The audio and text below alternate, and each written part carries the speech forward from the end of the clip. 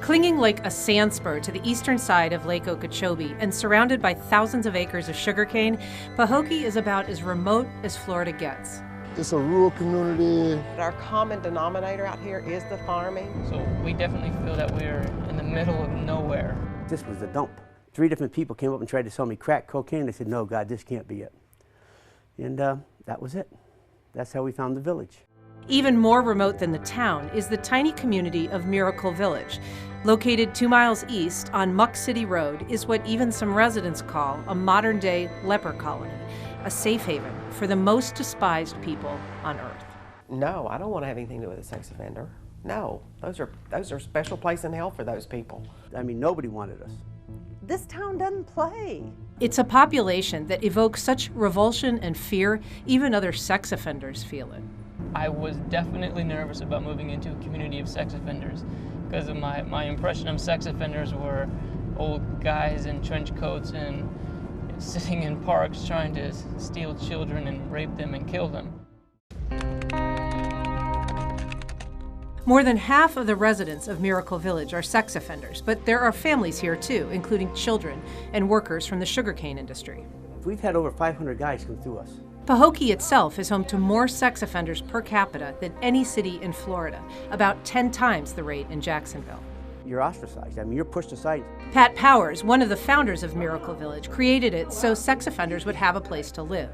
A lot of us could not live at our houses because either a playground was next to it or a bus stop or a school. And what's the alternative? Homelessness? For residents, the miracle of the village is just finding a place to call home.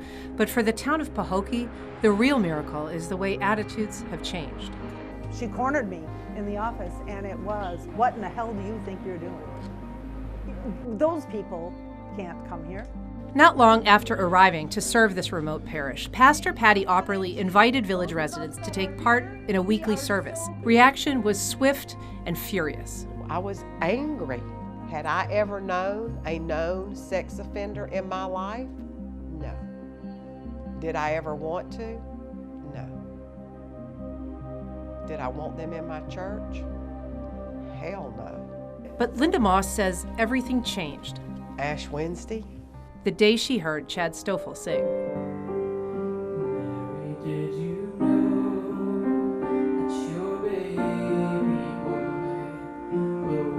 I've seen great concerts. I've seen performances. He was worshiping, and it was so amazing. The music affected Linda, but also changed her. Like I said to you about the pit bulls, you only hear about the bad ones. Well, it's like the sex offenders. You only hear about the heinous crime ones. People freak out. They freak out because they don't know what to think. They almost feel like maybe we're going to be dangerous and we're going to attack them or attack their children, and that's simply not true. That's not what we're about. In fact, sex offenders as a group are less likely than any other to reoffend. When they are rearrested, it's typically for technical violations or nonviolent, non-sexual offenses. And they've seen what our village has done. 7 years, 8 years, okay? Nobody's been raped, killed, or murdered. Might be the safest place to live. Pastor Patty so trusts the men she knows from the village, she once gave them her house keys to set up an after-church dinner. Well, Paul and I are finishing something up here, and I don't remember what it was, and all of a sudden he looked at me and he said, "Do you realize our daughter's home alone with 11 sex offenders?" I was like, huh, okay. Raised in a conservative religious home, Chad Stoffel lived most of his life as a closeted gay man, believing that his very nature was a sin against God. I grew up in an environment that says you cannot be gay and it's just not appropriate. Going to hell, damnation, abomination. A former teacher, he had sex with a student who was 16 years old. He confessed his crime to a counselor at an anti-gay ministry. I just needed to get that out of me and become cured, become straight, like normal people. But his counselor was compelled by law to report him. Within days, Chad was under arrest, soon to be a registered sex offender for life. We're a bunch of men and women that made some poor choices. And we definitely hurt people along the way. We will never deny that. But we also feel that our life, we shouldn't be just thrown away forever. I was dating a girl who lied to me about her age. Christopher Dawson was arrested for the first time in his life at age 20. I was with her for months. The family loved me. I spent the night. Her mom even said how much my daughter loves you. But one night in 2011, Cops came by and knocked on my window, asked what we were doing. I said, just, making out, looking at the stars. Found out that day she was 14 years old. When you try to educate yourself and learn all that you can and learn what got them to where they are and what their actual offense was, it's not near what the news portrays it to be. today Linda Moss has become a kind of champion of village residents. Oh, they're my kids. And since the death of her husband Donnie 2 years ago, they have become a kind of surrogate family. It's that mothering thing. You need somebody to take care of and to do. And these guys needed mothering again. They needed nurturing. They needed somebody to love them, warts and all. The state of Florida prohibits sex offenders from living within 1,000 feet of anywhere children might gather. Many cities, including Jacksonville, have expanded that to 2,500 feet. The worst thing for a sex offender to do is isolate. Some believe the setbacks are counterproductive. If you're under house arrest, you're alone by yourself, and guess what you got? This mind, the greatest television in the world. You don't want them going back into them. You want them out doing stuff. You want them occupied. And a few thousand feet won't deter the worst predators. Those accused of the most horrific child sex crimes in Northeast Florida, Donald Smith and Donald Davidson, lived miles from their victims. And housing restrictions, like many related laws, draw no distinction between violent predators and nonviolent offenders. I went 3 days in jail. It's called the bubble, where they throw the rapists, the killers. Some places, like Bradford County, have started posting large red signs identifying where offenders live. And anyone convicted of a sex offense after 2005 is prohibited from using the internet ever. I mean, nowadays, everything is done online. You can't even get a job without going online. The best thing to do is get back there and get family support, okay? But we're doing just the opposite. But when you're thrown out in the middle of miles, acres of miles of cane field, it's hard. It's very hard to succeed. All sex crimes have victims, and even for those who believe in second chances, some stories are harder to hear.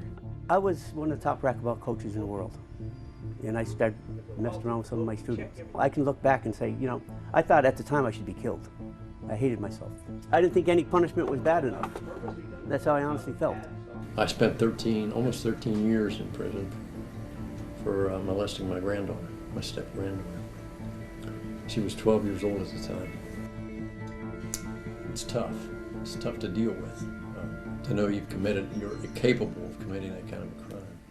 But forgiveness comes from all corners, including former victims. When I was 11, I was molested by one of my dad's friends. Margaret Smart still remembers that horrible day and the betrayal by her own father. Dad was nearby, and he got mad at me because I wouldn't lay my head back down in the car in this guy's lap. But despite her own experience, Margaret has fallen in love with Harry Folger, a registered sex predator and a resident of Miracle Village. But no, I knew Harry as a person, not as a criminal. The two met at a picnic 2 years ago. He stuck to me like glue. And fell in love almost immediately. I think we're more like teenagers than anything else. That night. Yeah, we really were. Pastor Patty was also a victim of a sex crime. When I was a teenager, I was molested by, good family friend of the parents. Never told a soul. But she sees no value in demonizing offenders. The folks that are here in the village, they're in counseling, they've gone to jail, they've faced their accusers, they've been humiliated, mortified, and they're repentant.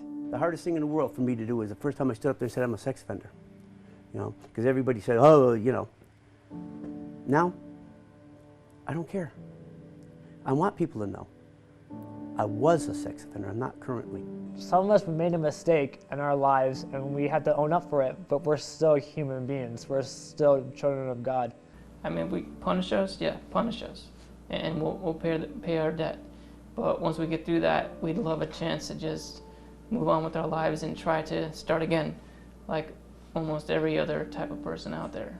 You got to dig, I guess the best way to put it is down deep in your heart and say, really, what's right? What's right here? What are we called to do as Christians? What are we called to do? If I don't love a sex offender, then I'm not loving Christ.